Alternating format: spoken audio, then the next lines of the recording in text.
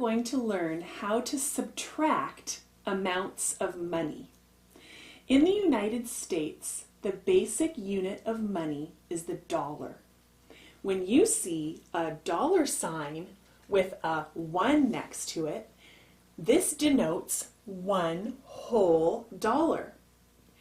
$1 can be broken down into 100 cents. This is the smallest unit of money that we have a coin for. 1 penny equals 1 cent. When you see a 1 with a cent sign after it, this denotes 1 cent. The dollar sign goes before the number, the cent sign goes after the number, and in both cases there's no space between the number and the sign. One way to subtract money is to subtract the whole dollar amounts separately from the whole cents amounts. So let's look at a problem that mixes dollars and cents and asks us to subtract. So we have our problem here that says subtract $6.37 minus $2.65. So we can write it here as $6.37 minus $2.65. Now, if we're working with the money, the whole dollar amounts, separately from the cents amounts, we can come over here and look at our $6 minus $2.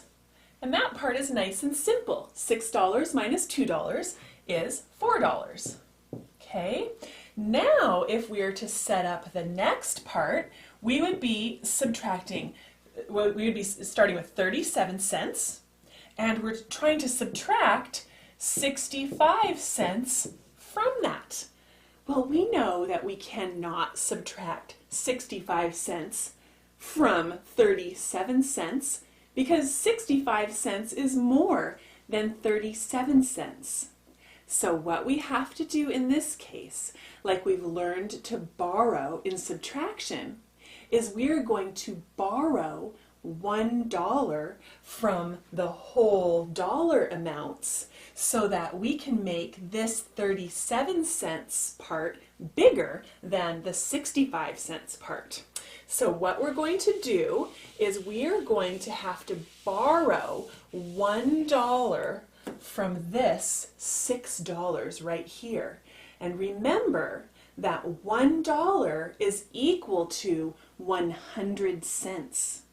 So if I borrow $1 from this $6 here, and I take away $1, I'm left with 5 whole dollars.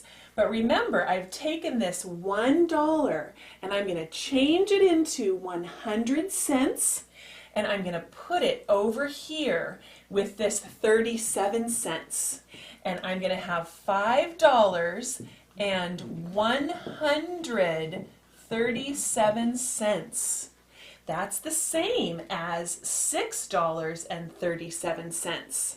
I've just taken $1 from the $6, I've converted it to 100 cents, and I've added it over here to this 37 cents. And then I'm going to write the rest of my problem still like I have it. And let's see if we can rework this problem.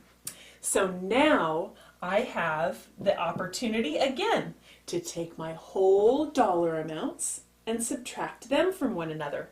So now I'm at $5 minus $2. That's nice and simple. 5 minus 2 is 3, so I have $3 for that answer. Now I've got 137 cents minus 65 cents. And I can do that because 137 cents is more than 65 cents. So I can take 65 cents away from 137 cents, and I end up then with 72 cents.